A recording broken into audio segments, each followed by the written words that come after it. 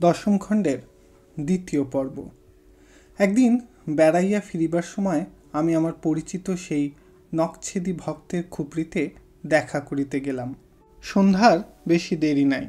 দিগন্তব্যাপী ফুলকিয়া বৈহারের পশ্চিম প্রান্তে একেবারে সবুজ বনরেখার মধ্যে ডুবিয়া টকটকে রাঙা প্রকাণ্ড বড় সূর্যটা অস্ত যাইতেছে। এখানকার এই সূর্যাস্তগুলি বিশেষত এই শীতকালে এত অদ্ভুত সুন্দর যে এই সময় মাঝে মাঝে আমি মহালিখারূপের পাহাড়ে সূর্যাস্তের কিছু পূর্বে উঠিয়া বিস্ময়জনক দৃশ্যের প্রতীক্ষা করি।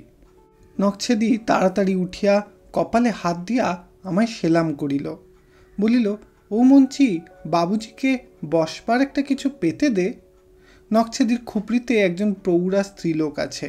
সে যে নখছেদির স্ত্রী তাহা অনুমান করা কিছু শক্ত নয়, কিন্তু সে প্রায়ই বাহিরের কাজকর্ম অর্থাৎ কাঠ ভাঙা, কাঠ কাটা, দূরবর্তী ভীমদাস টোলার পাতকুয়া হইতে জল আনা ইত্যাদি করিয়া থাকে। মঞ্চি সেই মেয়েটি যে আমাকে বুনো হাতির গল্প বলিয়াছিল। সে আসিয়া শুষ্ক কাশের ডাঁটায় বোনা একখানা চেটাই পাতিয়া দিল। তার সেই দক্ষিণ বিহারের দেহাতি ছিকাছিকি বুলির সুন্দর টানের সঙ্গে মাথা দুলাইয়া হাসিতে হাসিতে বলিল, কেমন দেখলেন বাবুজি বৈহারের মেলা? বলেছিলাম না কত নাচ তামাশা আমোদ হবে, কত জিনিস আসবে, দেখলেন তো?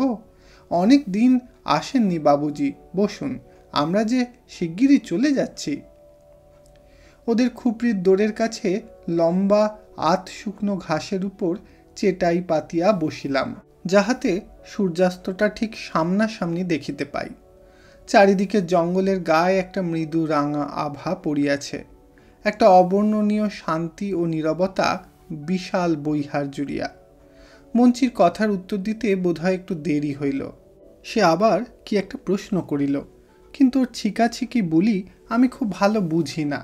কি বলিল না বুঝিতে পারিয়া অন্য একটি প্রশ্ন দ্বারা সেটা চাপা দিবার জন্য বলিলাম, তোমরা কালই যাবে? উত্তর করিল, হ্যাঁ বাবুজি। আমি জিজ্ঞাসা করিলাম, কোথায় যাবে? উত্তর করিল, পূর্ণিয়া কিশনগঞ্জ অঞ্চলে যাব। পরে বলিল, নাচ তামাশা কেমন দেখলেন বাবু? বেশ ভালো ভালো লোক গাইয়ে এবার এসেছিল। একদিন ঝুল্লুতলায় বড় বকাইন গাছের তলায় একটা লোক মুখে ঢোলক বাজিয়েছিল, শুনেছিলেন? কি চমৎকার বাবুজি!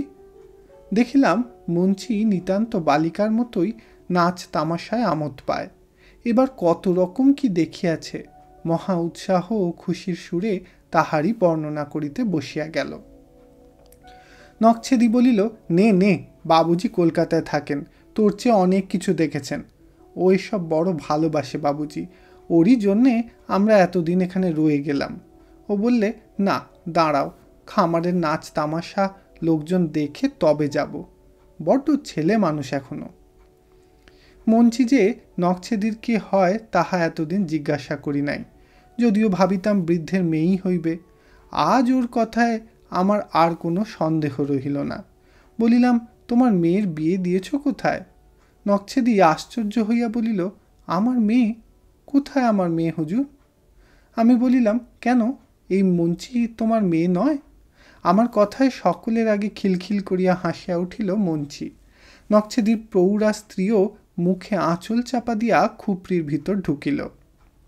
নখছেদি অপমানিত হওয়ার সুরে বলিল, মেয়ে কি হুজুর, ও যে আমার দ্বিতীয় পক্ষের স্ত্রী। বলিলাম, ও। অতঃপর খানিকক্ষণ সবাই চুপচাপ। আমি তো এমন অপ্রতিভ হইয়া পড়িলাম যে কথা খুঁজিয়া পাই না। মঞ্চি বলিল, আগুন করে দি, বড্ড শীত। শীত সত্যই বড় বেশি। সূর্য অস্ত যাওয়ার সঙ্গে সঙ্গে যেন হিমালয় পাহাড় নামিয়ে আসে। পূর্ব আকাশের নিচের দিকটা সূর্যাস্তের আভায় রাঙা, উপরটা কৃষ্ণাভ নীল। খুপড়ি হইতে কিছু দূরে একটা শুকনো কাশ ছাড়ে মঞ্চি আগুন লাগাইয়া দিতে 10-12 ফুট দীর্ঘ ঘাস দাউ দাউ করিয়া জ্বলিয়া উঠিল। আমরা জ্বলন্ত কাশ ঝোপের কাছে গিয়া বসিলাম।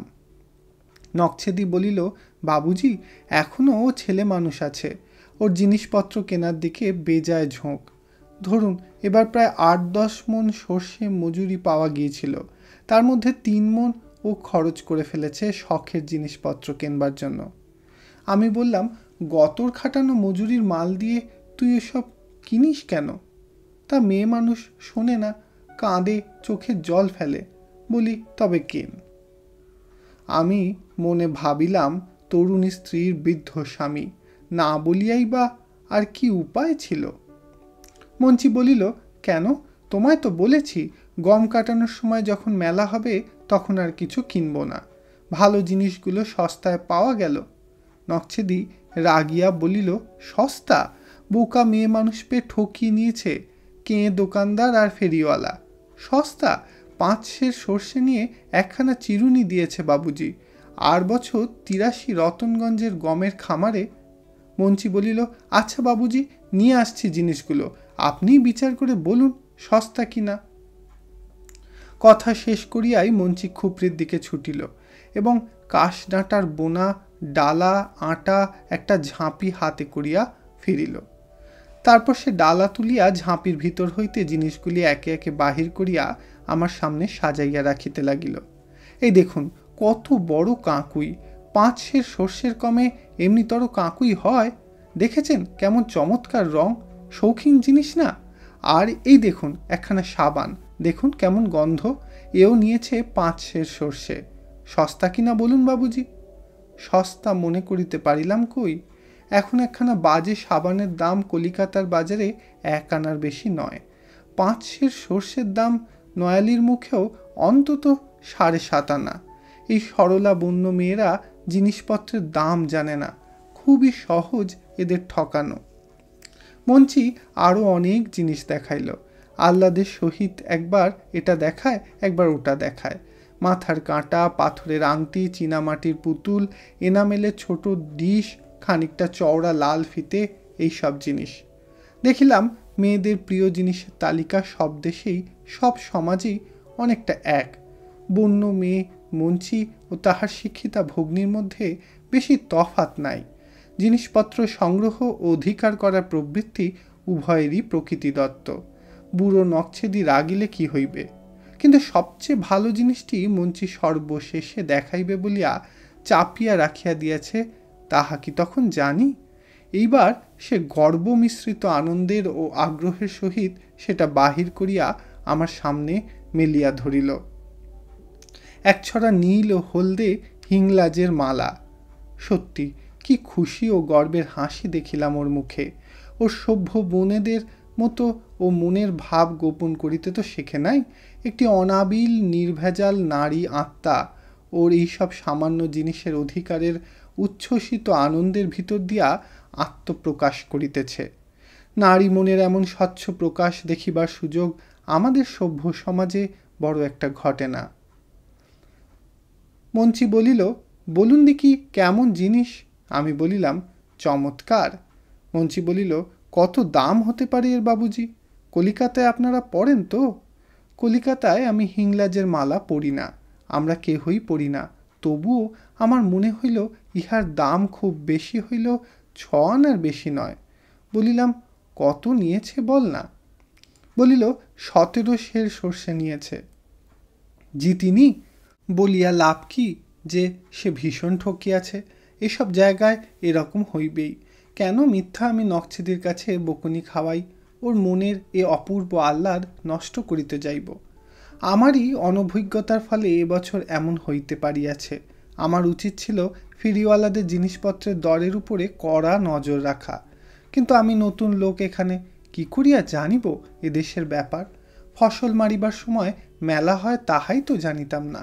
আগামী বৎসর যাহাতে এমন ধারা না ঘটে তাহার ব্যবস্থা করিতে হইবে। পরদিন সকালে নকছেদি তাহার 2 স্ত্রী ও পুত্রকন্যা লইয়া এখান হইতে চলিয়া গেল। যাইবার পূর্বে আমার খুপরিতে নকছেদি খাজনা দিতে আসিল, সঙ্গে আসিল মঞ্চি। দেখি মঞ্চি গলায় সেই হিংলাজের মালা ছড়াটি পড়িয়া আসিয়াছে। হাসি মুখে বলিল, আবার আসবো ভাদ্র মাসে মকাই কাটতে, তখন থাকবেন তো বাবুজি? আমরা জংলি হর্তুকির আচার করি শ্রাবণ মাসে, আপনার জন্য আনব।